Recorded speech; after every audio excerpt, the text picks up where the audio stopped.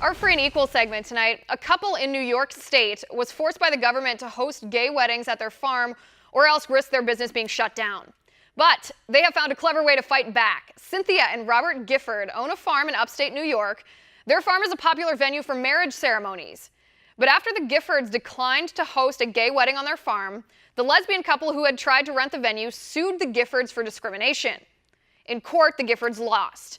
They were fined by the government and ordered to allow gay weddings to take place on their premises if they were going to host traditional marriage ceremonies. It's horrifying, right? That the government is forcing private citizens to choose between violating their religious beliefs or running a business on their own property. Well, the Giffords said, okay, fine. But then they added a disclaimer to the bottom of their website that reads, and I quote here, "At Liberty Ridge Farm, our deeply held religious belief is that marriage is the union of one man and one woman. And the farm is operated with the purpose of strengthening and promoting marriage. In furtherance of this purpose and to honor and promote our moral and religious beliefs, we donate a portion of our business proceeds to organizations that promote strong marriages, such as the Family Research Council. The patronage of all potential clients for all services offered is welcome, regardless of race, creed, color, national origin, sexual orientation, military status, sex, disability, or marital status. All couples legally permitted to marry in the state of New York are welcome to hold their wedding at Liberty Ridge Farm. We serve everyone equally." With me now to break this down from the Daily Caller, Amber Athey. Amber, good to see you. Good to see you too. Thanks, Liz. All right, Amber, this has to be the cleverest thing that I've seen all day. They're forced by the government to violate their religious views or violate the law here. It's a terrible conundrum to be put in. So they say, okay, we'll follow by your rules, but we're going to donate the money. If we're forced to host a wedding that violates our religious beliefs, we're going to donate that money to an organization that promotes traditional marriage. That's pretty smart. Exactly, and it's very classy as well. It's interesting that the lesbian couple decided that they were going to try to sue this business out of existence, essentially. And these people decided to respond by making charitable donations and responding with grace and class. And we see that a lot from Christians who are put in these situations. Look at how Mike Pence's daughter responded to John Oliver's attacks on her book about the family rabbit. John Oliver wrote this book pretending that the rabbit was gay as a way of mocking this nice children's book that Charlotte Pence created. And, when she found out what he was doing, her response was, well, he's donating the proceeds to charity, so good for him, and I'll do the same with my book. So, live and let be. And I think that's a really great message and a really great way to promote not just Christianity, but also just grace and loving one another, as opposed to the anger and bitterness that is often seen in people trying to force people to choose between their religious beliefs and running their businesses. Right, and I think another word for that grace and that graciousness, the other word for that is called tolerance. Something that the Democrats have preached for decades, but something that they are not willing to actually exercise in these situations. Amber, talk to me about this conundrum, though, this idea that this couple was forced to choose between violating their religious beliefs or violating the law. I mean, I don't quite understand how this is constitutional, because it's in our First Amendment that our government has no right to dictate to us religious beliefs that we have to follow or prohibit us from living according to our religious beliefs. Yet, that's what the courts in New York are forcing the Giffords.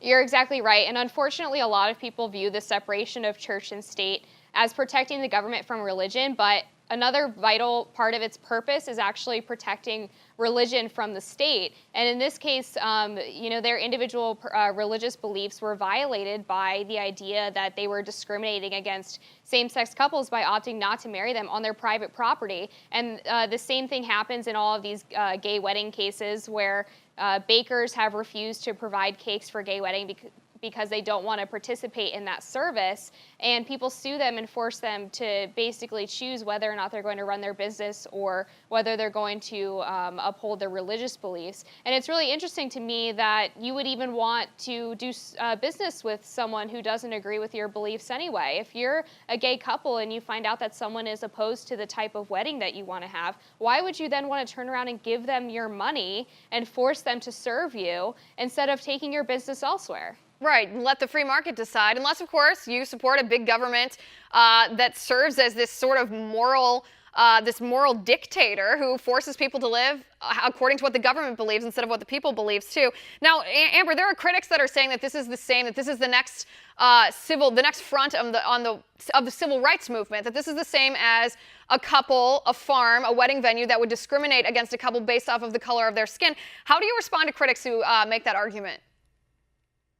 Well, I'm fairly libertarian on this issue, so in my opinion, I don't think the government should dictate to any business who they can and can't serve. I think that should be their choice. And in this day and age, we're at the point where people are tolerant enough and can vote with their money, where the free market will decide whether or not those businesses are making a wise decision by choosing not to serve, whether it's same-sex couples or interracial couples. I think in many ways, people would decide to take their business elsewhere if they found out that a company was doing that. And that's exactly what's happened with the bakers who have chosen not to serve wedding cakes to gay couples. Whether you agree with their decision or not, many people have decided to not spend their money there, and those businesses have actually had a really hard time staying in business. So the free market really always decides whether or not business owners are making wise decisions. And, you know, if they decide to choose between their religious beliefs or their business decisions, then the dollars are going to decide whether or not that'll work out for them.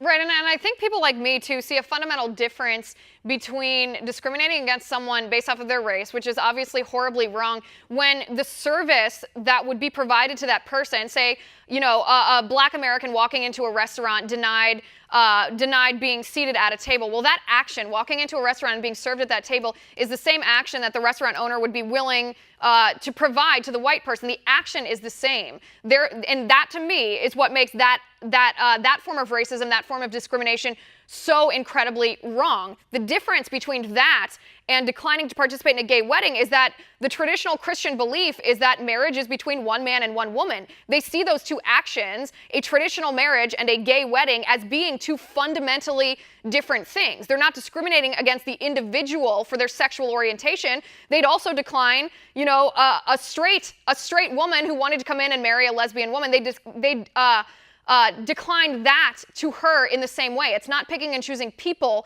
It's picking and choosing what act you want to participate in. And that's where it's different to me and why I think that argument lacks sort of any validity in this topic. Amber, we are out of time. Thank you so much for being here on the show. I appreciate it.